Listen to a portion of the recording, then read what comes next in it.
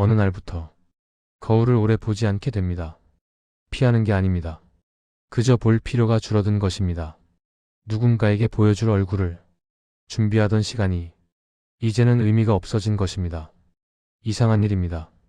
젊을 때는 하루에도 몇 번씩 거울 앞에 섰습니다. 머리카락이 잘 정돈되었는지, 표정이 괜찮은지, 이 옷이 나를 괜찮아 보이게 하는지, 누군가의 눈에 어떻게 비칠지가 그렇게 중요했습니다. 그런데 지금은 생각합니다. 그때 거울에 비친 건 정말 나였을까? 아니면 남들이 원하는 내 모습을 내가 대신 점검하고 있었던 건 아닐까? 니체라는 철학자가 있습니다. 그는 평생 인간의 자기기만에 대해 이야기했습니다. 자기기만이라는 말이 어렵게 들릴 수도 있습니다. 하지만 풀어 말하면 이런 것입니다. 자기 삶을 살면서도 정작 자기 삶이 아닌 것을 사는 것. 남들이 옳다고 하는 방향으로 걸으면서 그것이 내 선택이라고 믿는 것. 누군가의 기대에 부응하면서 그것을 나의 성취라고 착각하는 것. 니체는 그런 삶을 가장 위험한 삶이라고 보았습니다. 왜냐하면 그런 삶은 끝에 가서야 비로소 자기가 없었다는 걸 알게 되기 때문입니다. 저도 그랬습니다. 오랜 시간 동안 좋은 아들이려 했고, 좋은 남편이려 했고, 좋은 아버지이려 했고, 좋은 직장인이려 했습니다. 그 좋은이라는 말이 어디서 온 것인지 한 번도 의심하지 않았습니다. 세상이 정해놓은 기준이 어느새 제 안에 들어와 있었고, 저는 그 기준을 채우기 위해 숨가쁘게 달렸습니다. 그리고 어느 순간 멈춰 서서 뒤를 돌아보았을 때 남아있는 건 피로와 공허함뿐이었습니다. 그때 처음 생각했습니다. 나는 누구의 삶을 산 걸까? 니체는 초인이라는 말을 썼습니다. 많은 사람들이 이 말을 오해합니다. 힘이 센 사람, 영웅적인 사람, 남들 위에 서는 사람이라고 생각하기 쉽습니다. 그러나 니체가 말한 초인은 그런 뜻이 아닙니다. 초인이란 남의 기준이 아니라 자기 기준으로 사는 사람입니다. 세상이 정해놓은 조음을 따르지 않고 스스로 조음을 만들어가는 사람입니다. 남들이 박수를 쳐주지 않아도 자기 길을 걷는 사람입니다. 니체의 시선에서 진정한 강함이란 근육의 힘이 아니라 자기 삶을 스스로 긍정할 수 있는 힘이었습니다. 그런데 이 말을 젊을 때 들으면 잘 와닿지 않습니다. 왜냐하면 젊을 때는 자기 기준보다 남의 평가가 더 크게 느껴지기 때문입니다. 인정받아야 하고, 증명해야 하고, 보여줘야 합니다. 그래야 사회 안에서 자리를 잡을 수 있다고 배웠기 때문입니다. 그래서 젊음은 어쩔 수 없이 타인의 눈 속에서 살아가는 시간입니다. 그것이 나쁘다는 말이 아닙니다.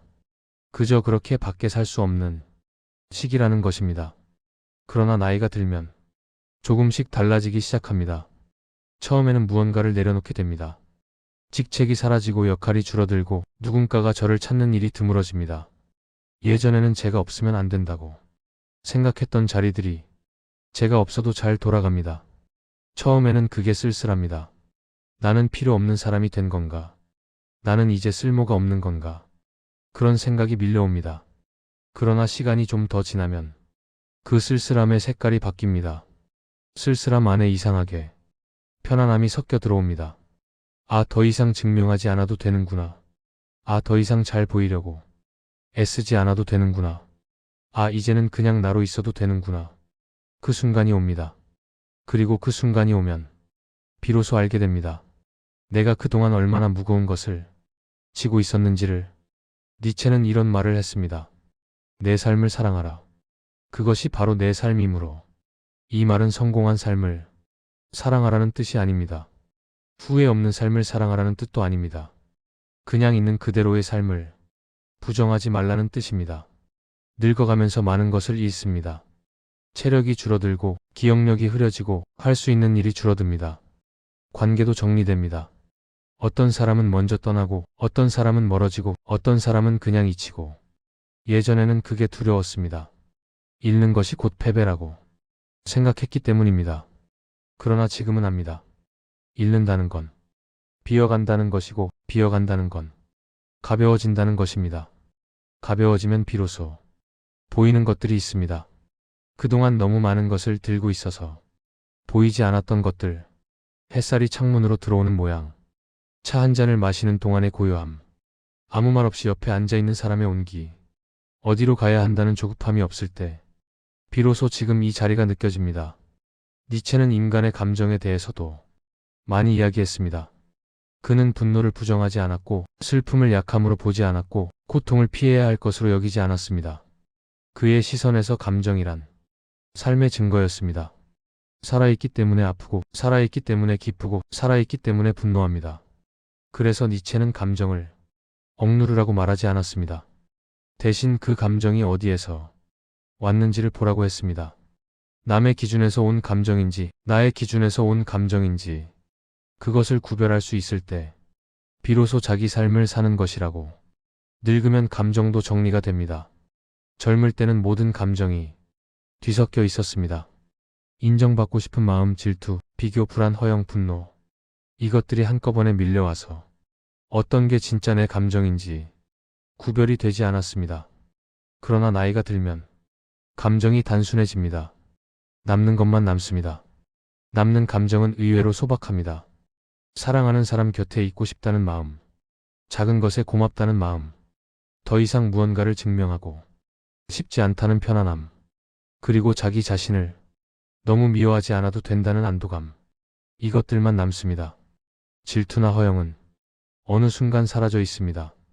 왜냐하면 그것은 비교에서 온 감정이기 때문입니다. 비교가 의미 없어지는 나이가 오면 그런 감정들은 저절로 힘을 잃습니다.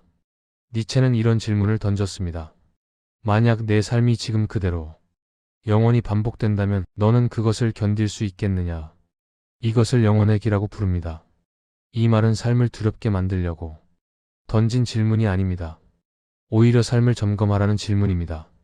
지금 이 삶이 영원히 반복되어도 괜찮은가? 괜찮지 않다면 무엇이 문제인가? 그 문제는 진짜 내 문제인가? 아니면 남의 기준에서 온 문제인가? 젊을 때는 이 질문이 무섭습니다. 왜냐하면 자기 삶에 확신이 없기 때문입니다. 그러나 나이가 들어 많은 것을 내려놓고 나면 이 질문이 다르게 들립니다. 영원히 반복되어도 괜찮다. 왜냐하면 이 삶이 내가 선택한 삶이기 때문이다. 그렇게 말할 수 있는 순간이 옵니다. 그 순간이 오면 비로소 삶이 완성됩니다. 그렇다고 후회가 없다는 뜻이 아닙니다. 후회는 있습니다. 그때 왜 그랬을까? 다르게 할 수도 있었는데 왜 그 말을 했을까? 왜 그 말을 하지 않았을까? 후회는 사라지지 않습니다. 그러나 후회가 있다는 것과 삶을 부정하는 것은 다릅니다. 후회가 있어도 이 삶을 부정하지 않을 수 있습니다. 그것이 니체가 말한 삶에 대한 긍정입니다. 니체가 끝까지 놓지 않았던 생각은 이것이었습니다. 삶은 정당화될 필요가 없다. 성공해야 의미 있는 삶이 되는 게 아니고 인정받아야 가치 있는 삶이 되는 게 아니다. 삶 자체가 이미 가치다. 살아있다는 것, 숨 쉬고 있다는 것, 무언가를 느끼고 있다는 것. 그 자체가 이미 의미다. 많은 사람들이 늙어가면서 자기 삶을 정산하려 합니다. 잘 살았나 성공했나? 남들보다 나았나? 그리고 그 계산에서 부족함을 느끼면 스스로를 실패자라고 여깁니다. 그러나 그 계산 자체가 남의 기준입니다. 니체의 시선에서 보면 그런 계산은 의미가 없습니다. 왜냐하면 삶은 점수를 매기는 것이 아니기 때문입니다. 늙음의 끝에서 묻게 되는 질문이 있습니다. 나는 나를 어떻게 대했는가? 돈을 얼마나 벌었는가가 아닙니다. 얼마나 인정받았는가가 아닙니다. 얼마나 많은 사람이 나를 기억하는가가 아닙니다. 나는 나 자신을 어떻게 대했는가? 나를 존중했는가? 나를 속이지 않았는가? 나를 배반하지 않았는가? 여기서 배반이라는 말은 거창한 게 아닙니다. 자기 마음을 무시하는 것, 자기 기준을 버리는 것, 남들이 원하는 방향으로 자기를 꺾는 것, 이런 것들이 자기 배반입니다. 그리고 이런 배반이 쌓이면 끝에 가서 자기가 누구인지 모르게 됩니다. 어떤 사람은 죽음 앞에서 가장 후회하는 것이 성공하지 못한 것이라고 말합니다. 그러나 많은 사람들이 실제로 후회하는 것은 다른 것입니다. 내가 진짜 원하는 대로 살지 못했다는 것, 남의 눈치를 너무 많이 봤다는 것, 하고 싶은 말을 하지 못했다는 것, 나를 너무 작게 만들었다는 것. 니체는 이것을 알았습니다. 그래서 그는 끝까지 자기 자신을 부정하지 말라고 했습니다. 자기 삶을 남의 기준으로 평가하지 말라고 했습니다. 내가 살아온 삶은 내 삶이다. 그것을 부끄러워하지 마라. 그것을 숨기지 마라. 그것을 변명하지 마라. 나이가 들면 침묵이 늘어납니다. 예전에는 말하고 싶은 것이 많았습니다. 설명하고 싶었고 이해받고 싶었고 인정받고 싶었습니다. 그러나 지금은 말하지 않아도 괜찮다는 걸 압니다. 설명하지 않아도 내가 누구인지는 변하지 않습니다. 이해받지 못해도 내 가치가 줄어들지 않습니다. 인정받지 못해도 내 삶이 사라지지 않습니다. 그래서 노년의 침묵은 패배가 아닙니다. 오히려 더 이상 증명할 필요가 없다는 편안함입니다. 누군가에게 잘 보이려고 애쓰지 않아도 된다는 해방감입니다. 예전에는 혼자 결정하는 것이 두려웠습니다. 누군가의 동의가 필요했고 누군가의 승인이 필요했습니다. 그래야 안심이 됐습니다. 그러나 지금은 압니다. 혼자 결정하고 혼자 책임지는 것, 그것이 진짜 어른이라는 것을 가족의 시선, 자식의 기대, 사회의 평가, 이런 것들에서 조금씩 물러나는 법을 배웁니다. 물러난다는 건 포기하는 게 아닙니다. 나를 지키는 것입니다. 남의 기대를 채우느라 나를 잃어버리지 않겠다는 것입니다. 니체는 강함에 대해 특별한 정의를 가지고 있었습니다. 그에게 강함이란 남을 이기는 것이 아니었습니다. 자기 자신을 이기는 것도 아니었습니다. 자기 자신과 끝까지 함께 있는 것, 자기 자신을 끝까지 버리지 않는 것, 그것이 강함이었습니다. 이 정도면 됐다. 이 말을 스스로에게 할 수 있는 순간이 언젠가 옵니다. 더 많이 가지지 않아도 됐다. 더 높이 올라가지 않아도 됐다. 더 많은 사람에게 인정받지 않아도 됐다. 이 정도면 충분히 살았다. 그 순간은 체념이 아닙니다. 완성입니다. 자기 삶을 스스로 인정하는 순간입니다. 남이 아니라 내가 내 삶에 합격점을 주는 순간입니다. 니체는 말년에 정신을 잃었습니다. 그의 삶은 세상의 기준으로 보면 비극이었습니다. 인정받지 못했고 외로웠고 가난했고 아팠습니다. 그러나 그는 끝까지 자기 생각을 배반하지 않았습니다. 남들이 뭐라 해도 자기 길을 걸었습니다. 그것이 그가 남긴 가장 큰 유산입니다. 마지막까지 지켜야 할 것은 결국 하나입니다. 자기 삶을 스스로 부정하지 않는 것. 후회가 있어도 실패가 있어도 잃어버린 것이 있어도 이 삶이 내 삶이었다고 말할 수 있는 것. 체면은 버려도 됩니다. 명예도 내려놓아도 됩니다. 남들의 기대도 더 이상 채우지 않아도 됩니다. 그러나 자기 자신만은 끝까지 배반하지 않는 것. 그것만은 지켜야 합니다. 니체의 철학을 오랫동안 읽어왔습니다. 처음에는 어렵고 날카로운 철학이라고 생각했습니다. 그러나 나이가 들수록 그의 말이 점점 부드럽게 들립니다. 왜냐하면 그는 결국 이것만 말하고 싶었던 것 같습니다. 내 삶을 살아라. 그리고 그 삶을 부끄러워하지 마라.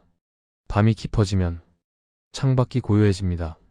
그 고요함 속에서 가끔 생각합니다.